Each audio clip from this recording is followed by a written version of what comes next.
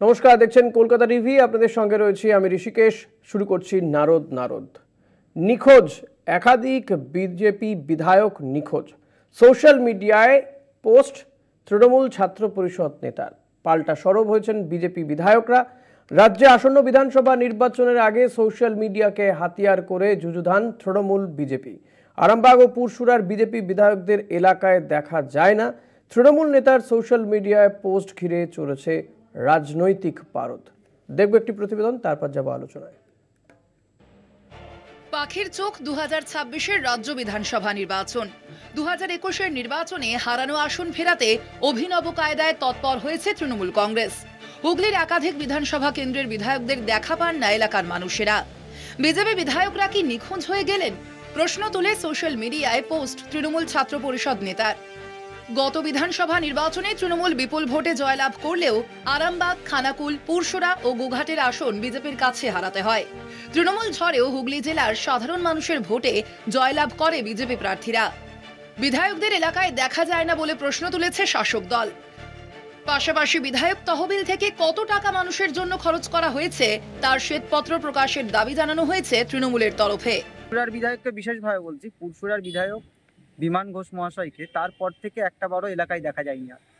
ঠিক আছে, কোনো ক্রমে একবার বন্যার সময় কিছু ত্রিপল নিয়ে এসেছিল, তাও মানুষ বলছে নাকি যেখানে ত্রিপল দিতে এসেছিল পুরসুরার বাঁধের উপরে কিছু ত্রিপল বিতরণ করে তারপরের ত্রিপলগুলো তিনি নিয়ে চলে গেছিলেন। সোশ্যাল মিডিয়ায় বিজেপি বিধায়কদের নিখোঁজ পোস্ট প্রসঙ্গে পাল্টা তৃণমূলকেই এক হাত নিয়েছেন পুরসুরার বিজেপি বিধায়ক বিমান ঘোষ। এমএলএদের টাকা কে দেয়? সরকার থেকে অ্যালার্ট করে, ডিএম সেটাকে নিচে পর্যন্ত পাঠায়। প্রথম 2 বছর কোনো এমএলএদের টাকা দেওয়া হয়নি, পাবলিকের টাকা, শুধু বিজেপি বিধায়ক বলে। অন্যান্য কোথা থেকে হবে? তৃণমূল বিধায়করা কি করেছেন তার শ্বেতপত্র প্রকাশের পাল্টা দাবি জানিয়েছেন আরামবাগের বিজেপি বিধায়ক মধুসূদন বাগ। হিসাব চাইছে যারা শ্বেতপত্র প্রকাশের দাবি জানাচ্ছে তাদের কাছে আমি সবিনয়ে বলবো যে বিগত 10 বছরে আপনাদের তৃণমূল কংগ্রেসের বিধায়ক কোথায় কি কাজ করেছেন তার শ্বেতপত্রটা একটা প্রকাশ করুন। বাংলায় বিজেপি ভ্যানিশ। যারা বিজেপিকে ভোট দিয়ে জিতিয়েছিলেন তারা এখন আশাহত, কটাক্ষ তৃণমূল জেলা নেতৃত্বের। এই মিসিং আরামবাগ মহকুমা নয়, গোটা বাংলাতেই ওরা আমি বলবো ভ্যানিশ। তা মিসিং যে যারা বিধায়ক হয়েছেন কাজকর্ম করছেন না, তাদের দেখা পাচ্ছে না, এই জন্যই হয়তো কোনো যারা ভোট দিয়েছিল তারা খুব বড় মুখ করে বিজেপিকে ভোট দিয়েছিল, কিন্তু এখন দেখছে যে তারা বিজেপির কর্মীদেরও পাচ্ছে না, বিধায়কদেরও পাচ্ছে না। বিজেপি বিধায়কদের মাঝে মধ্যে দেখা গেলেও তৃণমূল সাংসদের দেখা পাওয়া যায় না, মন্তব্য এলাকাবাসীর। এই হিসেবে মিতালি বাগকেও তো আমি এখনো দেখিনি, তবে একে কিন্তু মাঝে মাঝেই দেখা গেছে, এখান দিয়ে গেছেন বা এসেছেন, শুভেচ্ছা বিনিময় হয়েছে, এইসব হয়েছে, কিন্তু মিতালি বাগকে আমি এখনো দেখিনি। তাহলে সেই হিসেবে তাহলে তো সেও মিসিং বলতে হবে। সোশ্যাল মিডিয়ায় নিখোঁজ পোস্ট ঘিরে শুরু হয়েছে বিতর্ক। সূত্রের খবর, এলাকাবাসীর দাবি বিজেপি বিধায়কদের কালে ভদ্রে দেখা মিললেও দেখা মিলে না তৃণমূল সাংসদ মিতালি বাগের। তাহলে তাঁর নাম কেন থাকবে না নিখোঁজের তালিকায়, প্রশ্ন এলাকাবাসীর। রাজনৈতিক তরজার মাঝেই উঠেছে পাল্টা প্রশ্ন। দীপাঞ্জন রায়ের রিপোর্ট, কলকাতা টিভি।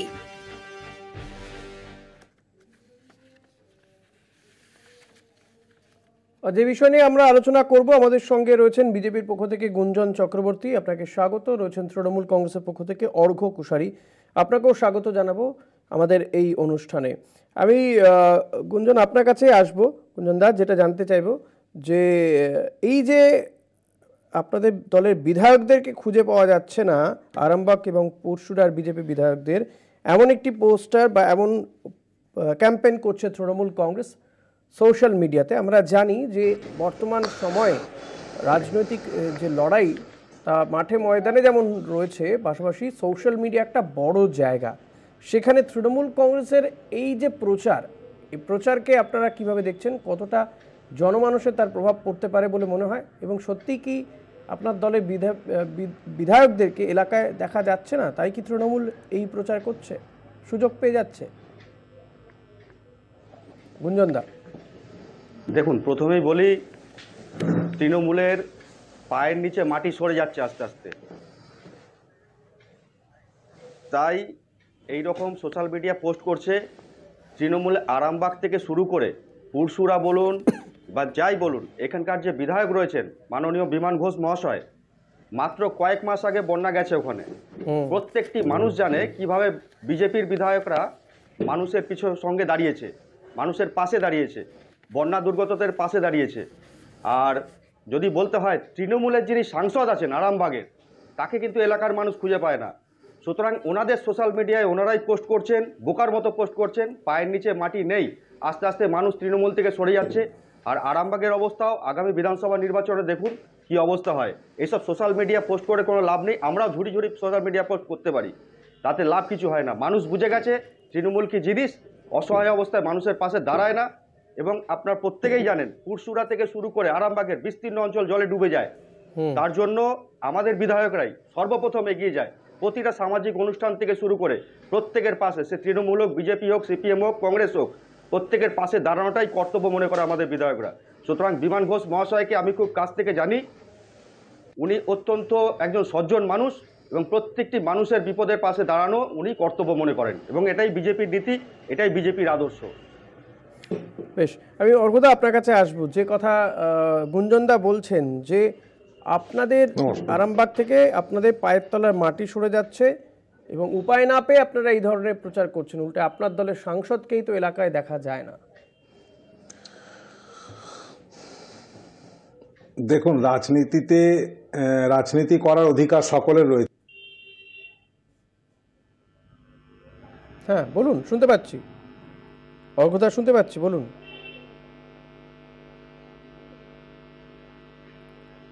কোনোভাবে যোগাযোগ বিচ্ছিন্ন হয়ে গেছে বোধহয়, শোনা যাচ্ছে না ভালো। অর্ঘদা, শোনা যাচ্ছে আপনার আমার কথা?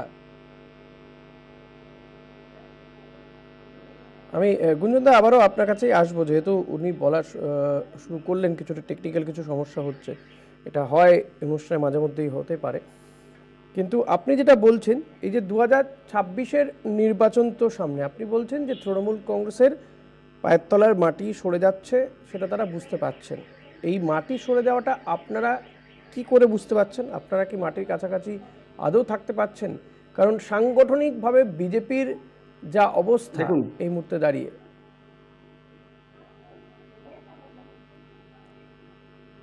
দেখুন বিজেপি মানুষের পাশে সারা বছর থাকে। আর যেটা পায়ের নিচে মাটি সরে যাওয়ার কারণ হচ্ছে, আপনারা আরজিকর থেকে শুরু করে প্রত্যেক দিনের নিউজ আপনাদেরই খবরে আমরা দেখতে পাচ্ছি, এই যে সারা পশ্চিমবঙ্গ জুড়ে বোম পিস্তলের ছড়াছড়ি, একটা বারুদের স্তূপে দাঁড়িয়ে রয়েছে পশ্চিমবঙ্গ। তার থেকে মানুষ বেরোতে চাইছে, নিষ্কৃতি চাইছে। ওই ভাতা, শ্রী, এইসব গল্প অনেক পুরনো হয়ে গেছে। মানুষ চাইছে শান্তিতে বসবাস করতে, কর্মক্ষেত্র, শিক্ষাক্ষেত্র এবং স্বাস্থ্যক্ষেত্র তিনটেকেই পরিষ্কার করতে। সুতরাং পরিষ্কার করতে গেলে এইরকম তৃণমূলী জঞ্জালগুলোকে সরিয়ে ফেলতে হবে। এবং আগামী নির্বাচনে, বিধানসভা নির্বাচনে 2026-এ দেখুন মানুষ প্রস্তুত হয়ে আছে।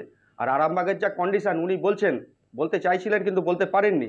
আরামবাগের যে গোষ্ঠী কোন্দল, আমরা পাচ্ছি ওনাকে আবার প্রকাশ্যে আনার জন্য। বেশ, অর্ঘদার কাছে যাই। অর্ঘদা, যেটা আপনি বলছিলেন, যেটা বিজেপিরও অভিযোগ, যে আপনারা যে অভিযোগ করছেন, সোশ্যাল মিডিয়া পোস্ট করছেন বিজেপি বিধায়ক নিখোঁজ, কিন্তু উল্টে তো আপনার দলের সাংসদকেই দেখা যায় না। অ্যাকচুয়ালি দেখুন, ওনাদের মানুষের রাজনৈতিক করার অধিকার রয়েছে, এবং একই সঙ্গে মিথ্যা কথাটাকে যদি কেউ অধিকার গ্রহণ করে নেয় তো সেটা আমার কিছু বলার নেই। তা উনি যেটা বলছেন সম্পূর্ণ সর্বৈব মিথ্যা।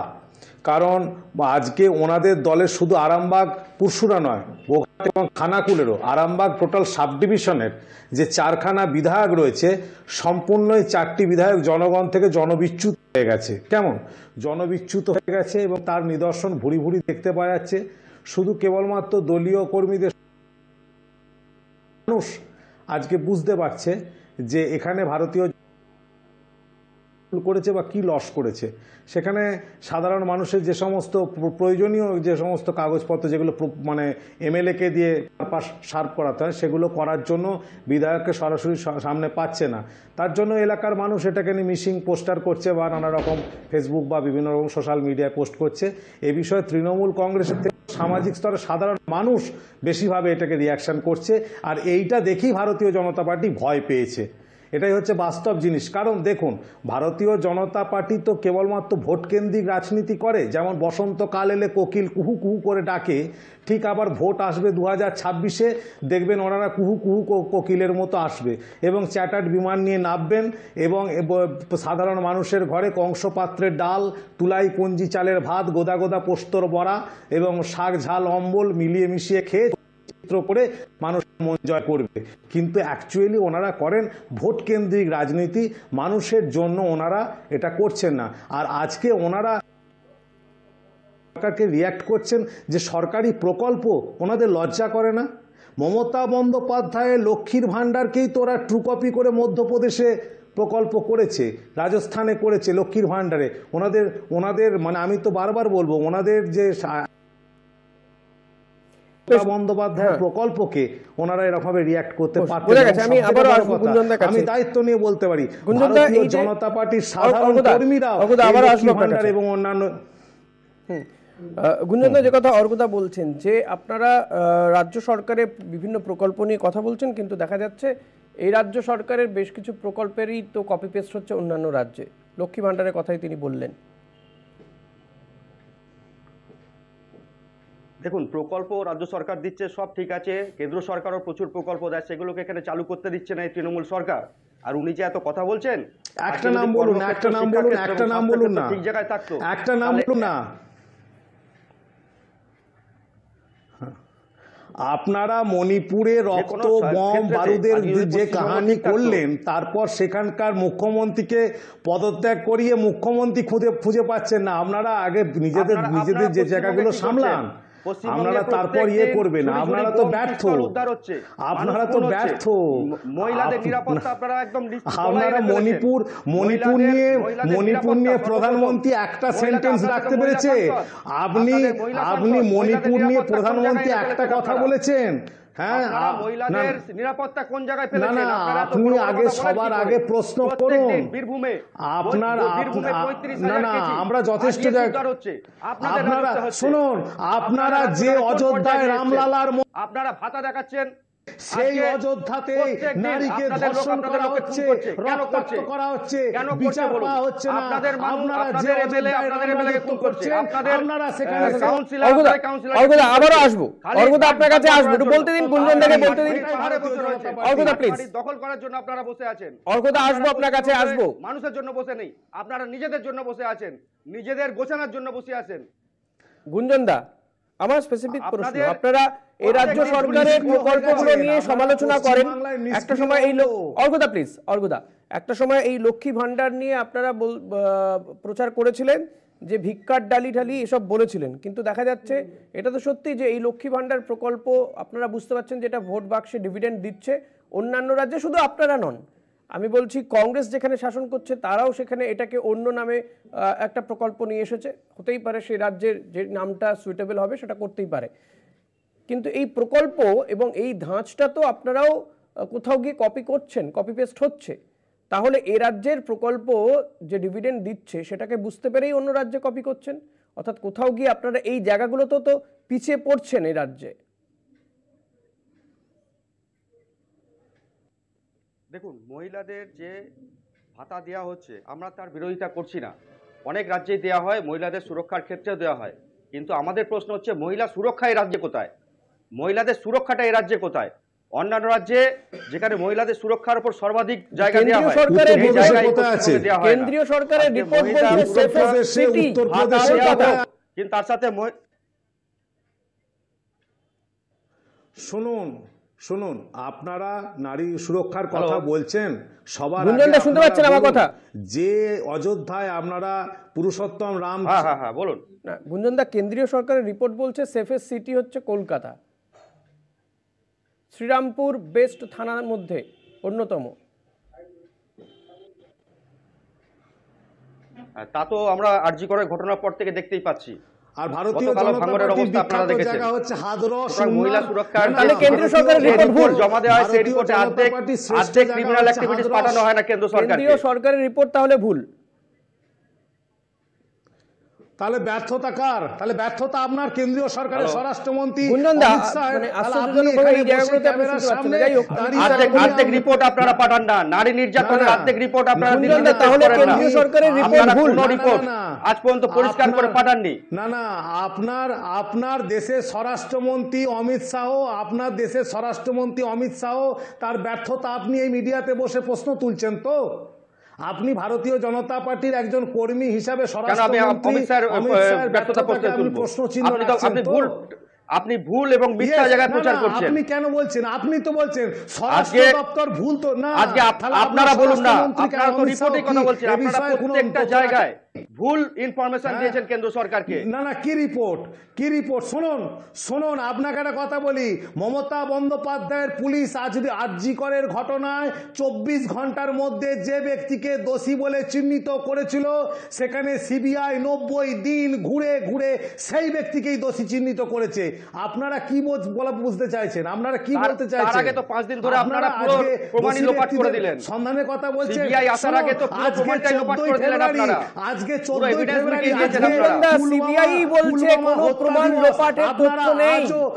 কলকাতা পুলিশের তদন্তে কোথাও খামতি নেই, সিবিআই রিপোর্টেই বলা হচ্ছে। হ্যাঁ, আপনি তাহলে সিবিআই কি ভুল তদন্ত করেছে? তাহলে কি সিবিআই ভুল তদন্ত করেছে? বাইরে না, আমি বলছি সিবিআইকে তদন্ত করার পজিশনে সন্দীপ দেওয়া ঘোষ হয়নি। এখনো জেলে আছে, 14 আপনার কাছে তারিখ ইনফরমেশন নেই হয়েছে হয়তো। সিবিআই। হ্যাঁ, এই মামলাতে তিনি হয়তো জামিন পেয়েছেন, কিন্তু অন্য একটি দুর্নীতি মামলাতে তিনি জেলেই আছেন সন্দীপ ঘোষ।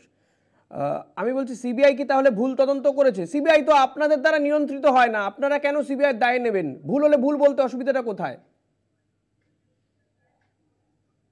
দেখুন, সিবিআই ভুল করুক বা সাধারণ মানুষ আমরা প্রত্যেকে জানি। আপনি একটু বলে দিন আমাকে, যে সিবিআই ভুল করেছে না ঠিক করেছে? সিবিআই তদন্ত সঠিক পথে ছিল নাকি ভুল পথে গেছে? সেটাকে সিবিআই ভুল করেছে এখন আমি বলবো না, কারণ সিবিআই এখনো তদন্তাধীন রয়েছে। আপনাদের লজ্জা করে না যে পুলওয়ামা নিয়ে জাতীয় রাজনীতিতে জাতীয়তা বোধ নিয়ে আপনারা হিল্লোলিত করে 2019 সালে নির্বাচনে আপনারা এলেন, আজ পর্যন্ত আপনারা সেই সরকার এবং সিবিআই পারলেন না পুলওয়ামা ঘটনাকে উদ্ধার করতে। আপনারা সার্জিক্যাল স্ট্রাইক যেটা হয়েছিল সেটাকেও বলেছিলেন নাটক।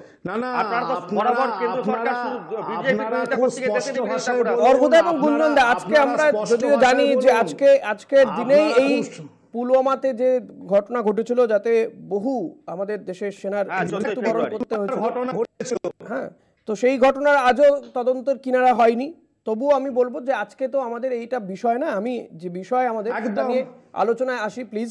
আমি গুঞ্জনদা আপনার কাছে আসবো যে এই সোশ্যাল মিডিয়াকে ব্যবহার করা, সোশ্যাল মিডিয়া পোস্ট নিয়ে, হ্যাঁ, সোশ্যাল মিডিয়াকে ব্যবহার করা, এক্ষেত্রে আমরা দেখছি গত কয়েক বছর ধরে এই সোশ্যাল মিডিয়াটাকে ব্যবহার করছেন আপনারা, অনেক বেশি করে ব্যবহার করতে পারছেন। এটাকে নেগেটিভভাবে দেখবেন না, আমি পজিটিভ ওয়েতেই বলতে চাইছি। এর সোশ্যাল মিডিয়ার যে প্রচার, সেই প্রচারকে আপনারা কাজে লাগাচ্ছেন, গোটা দেশ জুড়েই এটাকে কাজে লাগিয়েছেন। আমরা দেখলাম যে আমেরিকার ভোটেও কিন্তু সোশ্যাল মিডিয়া খুব বড় ভূমিকা নিয়েছিল। ফলত এই জায়গাতে কোথাও গিয়ে কি এই 2026-এর নির্বাচনের আগে এখানে কোথাও গিয়ে আপনাদেরকে টেক্কা দেওয়ার চেষ্টা করছে তৃণমূল কংগ্রেস? তাই এত আগে থেকে, অলমোস্ট 1 বছর আগে থেকে প্রচার তারা শুরু করে দিল সোশ্যাল মিডিয়ার মাধ্যমে। দেখুন, সোশ্যাল মিডিয়ায় তৃণমূল বিজেপির ধারে কাছে যেতে পারবে না। আর হ্যাঁ গুঞ্জনদা প্লিজ। কোনোভাবে বোধহয় যোগাযোগটা বিচ্ছিন্ন হয়ে গেল। আবারও আসবো, একটা ছোট্ট বিরতি নেওয়ার সময় হয়ে গেছে, একটা বিরতির পরে আমরা এই আলোচনাতেই আসবো, সঙ্গে থাকবেন প্লিজ।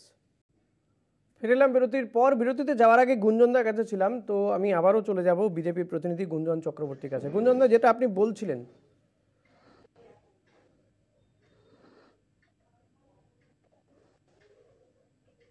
গুঞ্জনদা আপনি শুনতে পাচ্ছেন আমার কথা? শোনা যাচ্ছে? হ্যাঁ বলুন প্লিজ। হ্যাঁ শুনতে পাচ্ছি, বলুন। হ্যাঁ, যেটা আপনি বলছিলেন, যেখানে আপনাকে থামিয়ে ব্রেকে গিয়েছিলাম, বলুন। বলছি, আপনাদের যেটা আপনারা সোশ্যাল মিডিয়া আমরাও দেখছি, এই রিসেন্টলি দেখলাম, রিসরা পৌরসভার চেয়ারম্যান গার্লফ্রেন্ড নিয়ে পালিয়ে গেছে এবং ওর বউ ফেসবুকে পোস্ট করছে, সুতরাং সোশ্যাল মিডিয়ার মাধ্যমে জানতে পারছি। আর আজকের যেটা টপিকস পুরসুরা নিয়ে, বিমান ঘোষ কে তৃণমূলের নেতারাই বসে থাকে বিমান ঘোষকে হয়তো কখন দেখবে আরামবাগে, কারণ সাধারণ মানুষ সবসময় দেখতে পায় আর সবসময় পাশে পায়। আজকে কিছুদিন আগে যেটা বলছিলাম, বন্যা দুর্গত এলাকা, সবার আগে বিজেপি বিধায়করা এগিয়ে গেছিল, তখন তৃণমূলের সাংসদদের খুঁজে পাওয়া যায়নি ওখানে। সুতরাং সাধারণ মানুষ জানে, আর লেকচার মেরে কোনো লাভ নেই টিভিতে। আপনি একটা ছবি দেখাতে পারবেন? থাকা যেটা ওরা বলছে, না না লেকচার না, আপনি একটা পিকচার দেখাতে পারবেন? আপনি একটা না না নাটক তো আপনারা করছেন, আপনারা একটা পিকচার দেখাতে পারবেন? একটা পিকচার দেখাতে পারবেন? দেখাতে পারবেন না। শুনুন, বাংলার বুকে শীত গ্রীষ্ম বর্ষা তৃণমূল কংগ্রেসই মানুষের। কিন্তু অর্ঘদা আমি আপনাকে একটু থামিয়ে আসি। অর্ঘদা, আপনার কাছে আসি। আমরা একজন সাধারণ মানুষের বক্তব্য নিয়েছিলাম। আপনি সাধারণ মানুষকে হাসাচ্ছেন এই কথাটা বলে। অনির্বাণদা, সাধারণ মানুষকে হাসাচ্ছেন এই কথাটা বলে। আমরা একজন সাধারণ মানুষের বক্তব্য দেখিয়েছি আমাদের প্রতিবেদনে। তিনি বলছেন বিধায়ককে তাও মাঝে মধ্যে দেখা যায়, কিন্তু সাংসদকে দেখা যায় না, মিতালি বাগকে দেখা যায় না। সাধারণ মানুষ বললেন, তাই কি? না না, সাংসদ এরিয়া অনেক বড়, অবশ্যই সাংসদ সেই জায়গায় আছেন। এবং সবথেকে বড় কথা, সম্প্রতি লোকসভার অধিবেশনে আমাদের আরামবাগের সাংসদই কিন্তু মিড ডে মিল নিয়ে প্রশ্ন করেছেন যে 1 টাকা কত 20 পয়সা না 26 পয়সায় একটি পুষ্টিকর খাদ্য শিশুদের দেওয়া যায় কিনা, সেটা কিন্তু তৃণমূল কংগ্রেসের আরামবাগের সাংসদই প্রশ্ন করেছে। সেটা কোনো ভারতীয় জনতা পার্টির সাংসদ দেশের শিশু এবং নারীদের পুষ্টির জন্য গলা ফাটায়নি। তো সেখানে ভারতীয় জনতা পার্টি, ভারতের দেশের প্রধানমন্ত্রী নরেন্দ্র মোদী এবং অর্থমন্ত্রী নির্মলা সীতারামনের পদলেহন করে এসেছেন। অতএব আপনারা জনগণের নিয়ে কোনো কথা যে ভারতীয় জনতা পার্টি বলে এসেছে বা কাজ করছে তার নিদর্শন আপনারা দেখাতে পারবেন না এই যাবৎকালে। এবং সব থেকে বড় কথা, আপনারা যতই লাফালাফি করুন, যে বাংলার মানুষ, বাংলার জনগণ আপনাদের ভবিতব্য রচনা করে রেখেছে। আপনারা পূর্বে লোকসভা নির্বাচনে আপনাদের ভোট অনেক নিম্নমুখী, পঞ্চায়েত এবং পৌরসভা নির্বাচনে আপনাদের ভোট অনেক। দিল্লিতে বিজেপি জেতার পর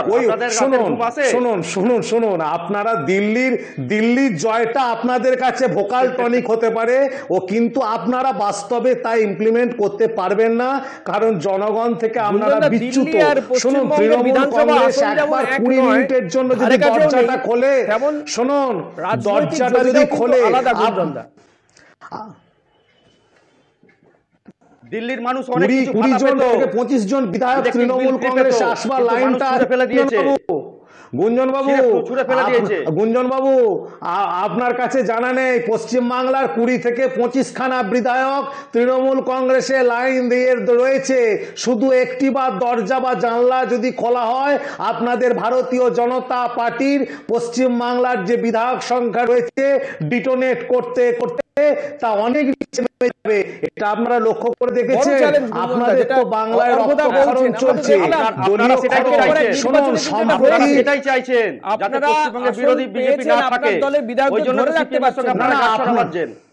গুঞ্জনদা, আপনারা দলের বিধায়কদেরকে তো ধরে রাখতে পারছেন না। আপনি বাংলা ভাষা ঠিক বোঝেন না, আপনাকে আপনি বাংলা ভাষা বোঝেন না, আপনারা ধরে রাখতে পারছেন না। শুনুন, সম্প্রতি আরামবাগের আপনাদের সাংগঠনিক পার্টি অফিস উদ্বোধনে পশ্চিমবাংলার বিরোধী দলনেতা এসেছিল। সেখানে আরামবাগ মহকুমার 4 জন বিধায়কের মধ্যে 1 জন বিধায়ককে দেখা গেছে, বাকি 3 জন বিধায়ক বসে বসে লুডো খেলছিলেন। চিত্র আপনার কাছে রয়েছে, আপনার কাছে রয়েছে। বিধায়কদেরকে সিটিং এমএলএদেরকে ধরে রাখতে পারছেন না, তারপর আবার ভাবছেন 2026-এ জিতে আসবেন, ক্ষমতায় আসবেন। আপনাদের গোষ্ঠী কোঁদলে ভরপুর, আপনাদের গোষ্ঠী কোঁদলে ভরপুর। দিলীপ বাবু যেদিকে যায় আপনাদের উল্টো দিকে যায়। বলতে দিন আগে আপনাদের ঘটনা ঠিক করুন। অর্ঘদা প্লিজ একটু গুঞ্জনদাকে বলতে দিন। গুঞ্জনদা প্লিজ। গোষ্ঠী কোন্দল আমাদের নেই, গোষ্ঠী কোন্দল আপনাদের। আজকে বজবজের ঘটনাটা দেখুন না গুঞ্জনদা, তারপরে দেখুন একের পর এক নির্বাচনে তৃণমূলের জয় জয়কার হয়, আপনারা দেখা যায় যে আপনাদের আসন কমছেই। লোকসভা বলুন, বিধানসভা বলুন, বিধানসভায় যারা বিধানসভায় জিতেছিলেন তাদেরকে ধরে রাখতে পারছেন না আপনারা। কতজন বিধায়ক আছে এখন বিজেপির? দেখুন, আমাদেরকে বিজেপির এখনো মোটামুটি আমাদের রয়েছে 72 জন। 72 জন নিশ্চিতভাবে বলতে পারছেন আছে। আপনি পরিষদীয় রাজনীতি স্ট্যাটিস্টিক্স আপনার কাছে যারা গেছে তারা অলরেডি ফেরত চলে আসবে। আপনার কাছে কোনো স্ট্যাটিস্টিক নাই। শুনুন হ্যালো, শুনছি আপনি এই তো আপনার কাছে তথ্যই নাই। অর্ঘদা প্লিজ আপনার কাছে কোনো তথ্যই নাই। আপনার কাছে আবারও আসবে, একটু বলতে দিন গুঞ্জন দাকে। দাঁড়ান অর্ঘবাবু দাঁড়ান, একটা কথা বলতে দিন আপনাদের। বলুন। আপনি বিজেপির এমএলএ নিয়ে প্রশ্ন করছেন, বিজেপির এমপি নিয়ে প্রশ্ন করছেন, কিন্তু বিজেপির ভোট সংখ্যা যে কত পার্সেন্ট বেড়েছে আপনারা জানেন তো? ভোট পার্সেন্ট এই যে আপনাদের সঙ্গে যে 4-5% এর ডিফারেন্স আছে, এই ডিফারেন্সটা আগামী নির্বাচনে আমরা মিটিয়ে নেব। কোথা থেকে কোথায় বেড়েছে সেটা পরিষ্কার করে বলুন।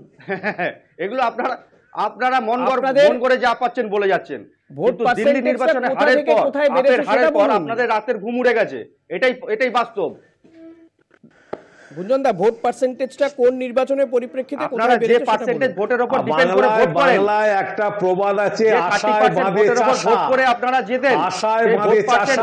ভারতীয় জনতা পার্টি সেই আশায় বুক বাঁধছে, কিন্তু ভোট আসলেই আপনারা বুঝতে আপনাদের ওই কর্পোরেট প্রচার, আইটি সেলের প্রচার অস্তমিত হবে। বাংলার মানুষ ঘৃণা ভরে ভারতীয় জনতা পার্টিকে পরিত্যাগ করেছে। আগামী দিনও বাংলার বুকে শুনুন বাংলার বুকেতে তৃণমূল কংগ্রেসের বিকল্প তৃণমূল কংগ্রেসই। আপনারা যতই আসুন, বিজেপিকে আপনারা বাম অতিবামের সঙ্গে হাত মিলিয়েছিলেন। আমাদের দরকার নেই, আমরা সিপিএম বলুন বিজেপি বলুন কাউকে আমরা করি না, আমরা মানুষের সঙ্গে আছি। না আপনাদের এই আর্তনাদ, আপনাদের ভয়ঙ্কর আর্তনাদ আপনারা পাচ্ছেন, আমরা বুঝতে পারছি। আপনারা আশায় রয়েছেন, কিন্তু শুনুন আপনাদের মাথায় রাখতে হবে যে এই লোকসভা ভোটে কিন্তু আপনাদের দিলীপ বাবু হেরেছেন, এবং সম্প্রতি কাঁথি সমবায় যে নির্বাচন, কাঁথি কন্টাই ব্যাংক, সেই কাঁথি কন্টাই ব্যাংকে মেজো খোকার দোকানে কিছু পর্যদস্তু হয়েছে। অতএব শুভেন্দু অধিকারী এবং বিমান বাবু এরা সব এক্সপায়ারি ডেট লেখা আছে 2026-এ, এরা রাজনৈতিকগত হবে, এরা এক্সপায়ারি ঘটে যাবে, এরা সমাজের মানুষের কাছে এরা কিছু প্রাসঙ্গিকতা থাকবে না। আরামবাগে ধুলেপুর বলে একটা জায়গা আছে জানেন? সেটাই তো এখনো ঠিক হলো না। আরামবাগে ধুলেপুর বলে একটা জায়গা আছে জানেন? কার নেতৃত্বে লড়াই করবেন গুঞ্জন দা? একদম এক্স্যাক্টলি আমাদের দিলীপ দাও আছে, আমাদের শুভেন্দু দাও আছে, আমাদের আছে, কিন্তু তৃণমূলে মমতা ব্যানার্জি ছাড়া আর কি আছে সেটা বলুন? তৃণমূলে মমতা ব্যানার্জি ছাড়া আর কি আছে?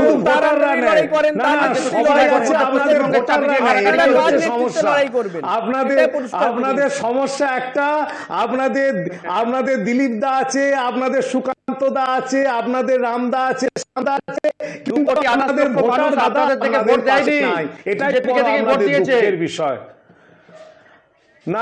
আপনারা সম্প্রতি মিসকল করছিলেন না, মিসকলে মেম্বারশিপ নিয়ে তো নাড্ডাজির কাছে ধাক্কা খেয়েছেন। আপনারা তো মিসকল দিয়ে যে মেম্বারশিপ করছিলেন, মিসকল মেম্বারশিপে তো 30% অ্যাচিভ করতে পারেননি। ভারতীয় জনতা পার্টিকে বাংলার মানুষ ডিসপোজ করেছে। যেটা লেখেন সেটা মুছে দিন। আপনারা আঞ্চলিক দল একটা, আপনি পড়াশোনা করুন, আপনি ভুলভাল বক্তব্য রাখছেন। আঞ্চলিক দলটা লিখুন, পড়াশোনা আমায় করতে হবে না, আপনারা আরো পড়ে আসুন। আগে আঞ্চলিক কথাটা লেখা শুরু করুন। তার আগে আপনারা বলুন, আপনাদের লজ্জা হওয়া উচিত যে দলটাকে রাজ্যে আনার জন্য ইডি সিবিআই থেকে শুরু করে প্রধানমন্ত্রী আর স্বরাষ্ট্রমন্ত্রী ডেলি প্যাসেঞ্জারি করে পশ্চিম বাংলার বুকে, আবার তারপর হেরে যাওয়ার পর মাথা হেঁট করে যারা দিল্লিতে ফিরে যায়, বারবার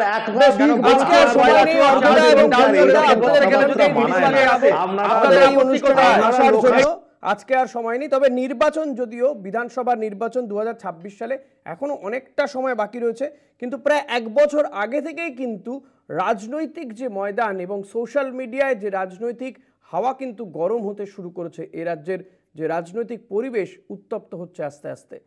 আজকের মতো নারদ এখানেই শেষ করছি। একটু পরেই দেখুন বাংলা বলছে। দেখতে থাকুন কলকাতা টিভি, রাত দিন 7 দিন।